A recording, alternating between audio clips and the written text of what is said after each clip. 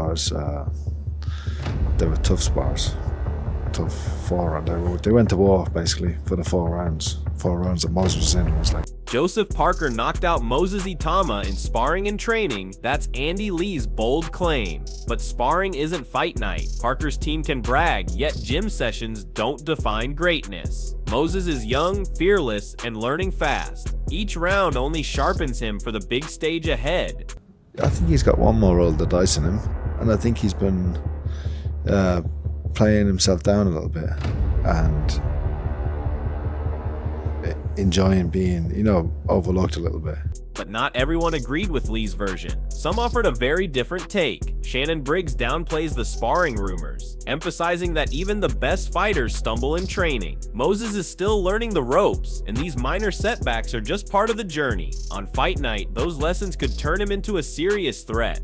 I'm hearing things that he's been dropped in the ring, in the gym and stuff like that. But that's okay too, because I took a couple spills, little slips in the ring, in the gym. That's okay. As the sparring stories continued to circulate, other insiders added their own perspective. Derek Chisora framed sparring setbacks as crucial lessons. Getting dropped isn't failure, it's on-the-job training. Moses, like Alexander, is absorbing these moments to sharpen his skills. Each slip in the gym prepares him for smarter, faster reactions when it counts in the real fight. It's good because that's only sparring. If you get dropped in sparring, it means you're learning, and tomorrow morning you don't get dropped in the same shot. So him getting dropped in sparring, that means he's learning on the job, so it's okay.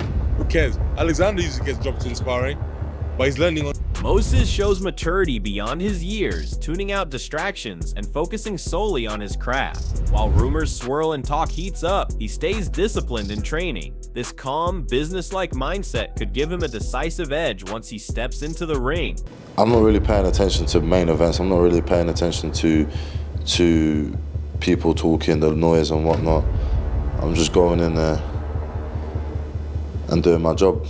Lawrence Okoli admits that even planned tactics weren't enough to fully contain Moses. His adaptability and resilience in the ring forced seasoned fighters to rethink strategies on the fly. This level of unpredictability makes Moses a unique challenge, signaling that he's not just learning, he's evolving fast. You sparred him, did you implement dog-style tactics to counter what he brought? I tried, I definitely did. But he's a tough guy as well, so I think there's a different way to approach a Moses, I think, but that's not for me to say here. With Okoli's insight, we see why Moses' potential is drawing attention from the pros. Frank Warren emphasizes the importance of fighters fully embracing their skill set and instincts in the ring. For Moses, this isn't about playing it safe. It's about showing everything he's learned and exploiting opportunities as they come.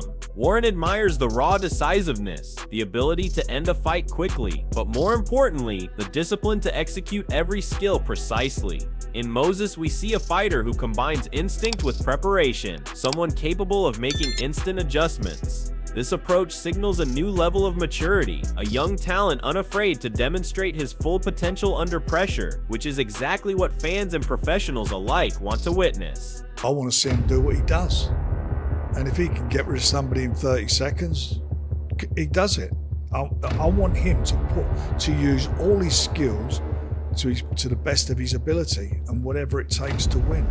That's what I want to see from him. Buddy McGirt highlights a key aspect of ring strategy, testing a fighter in endurance, skill, and composure over time. Moses' development isn't just about flashy finishes. It's about learning to navigate the deep waters of longer rounds, making decisions under fatigue, and maintaining sharpness against a persistent opponent. Early knockdowns or quick wins can be exciting, but the ability to adapt, recover, and impose strategy across multiple rounds is what separates prodigies from future champions. McGirt's insight reinforces that Moses' true growth will be measured not just in power, but in his ring IQ, resilience, and tactical execution under pressure, a challenge that will define his career trajectory.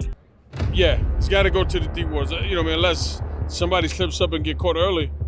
But we gotta get him into the deep waters.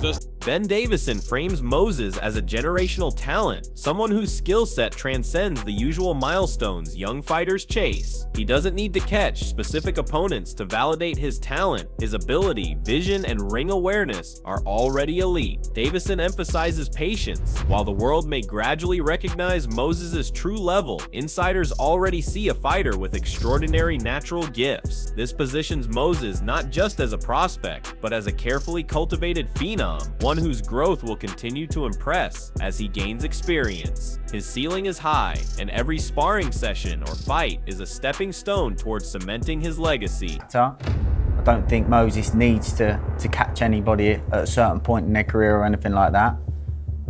Why's that? Because I think he's good enough. I think he's plenty good enough. I think he's a generational talent, and I think it's going to take time for everybody to see that.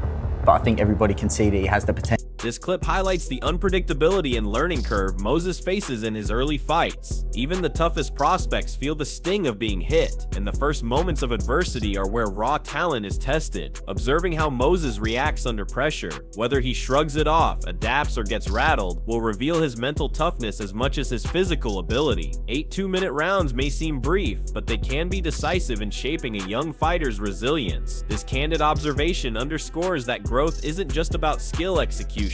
It's also about handling adversity, absorbing challenges, and turning them into lessons that make a fighter stronger and smarter with each passing round. For a round or two, first time he Mike gets Tyson. cracked, it's gonna, I guarantee you, his head's gonna be like, oh shit. It's gonna be interesting to see what happens. How many rounds is it? I think it's 8.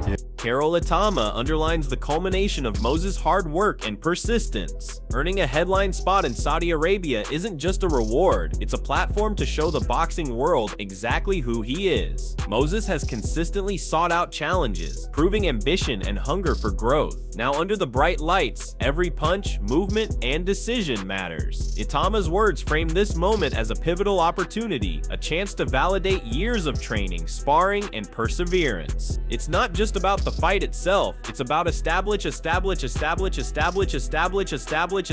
ensured bet in the spotlight he has earned. He deserves to be here, and now he's been asking for these challenges, been asking for these opportunities.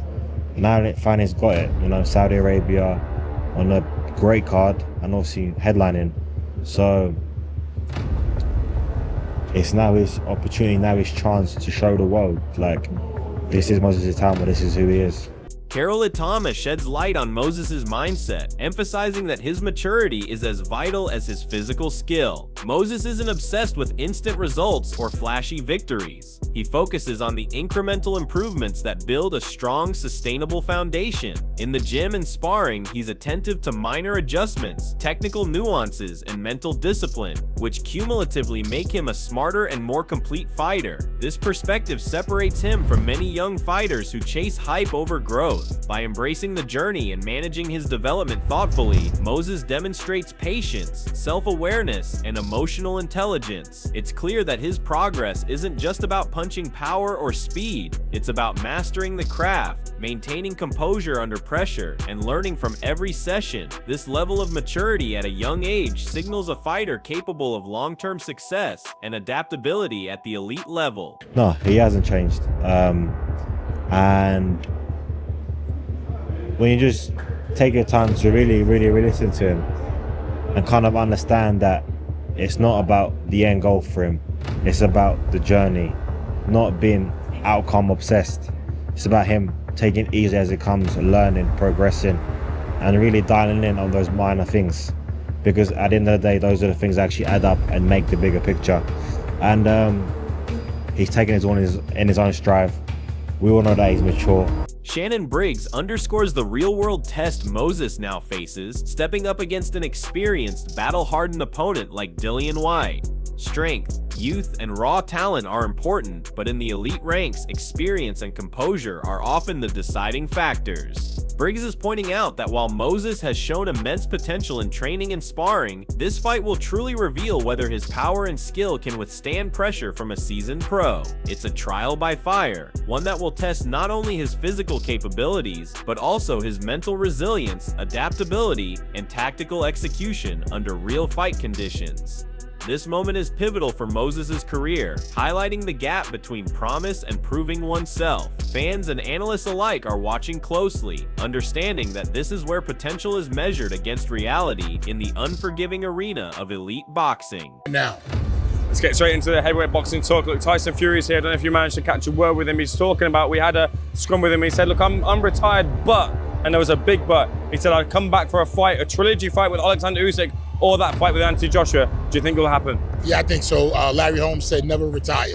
And if you can keep making money fighting, keep fighting. Dillian Whyte demonstrates the mindset of a seasoned professional, showing why Moses' upcoming test is so significant. YT emphasizes self-focus, discipline, and experience, highlighting the difference between learning in the gym and performing under pressure in the ring. His comments reveal the mental toughness required to succeed at the elite level, understanding that gym setbacks are temporary, while ring performance defines careers. By staying centered on his own preparation and not being distracted by hype or sparring gossip, YT embodies what Moses will need to emulate as he faces top competition. This insight also subtly reminds viewers that talent alone isn't enough. Mental resilience, experience, and composure under pressure are crucial. Moses' ability to navigate this next stage will be a defining moment, contrasting raw youth and ambition against seasoned professionalism, and giving fans a glimpse of who can truly rise under the bright lights. I'm being the best version I can be, you know. Listen,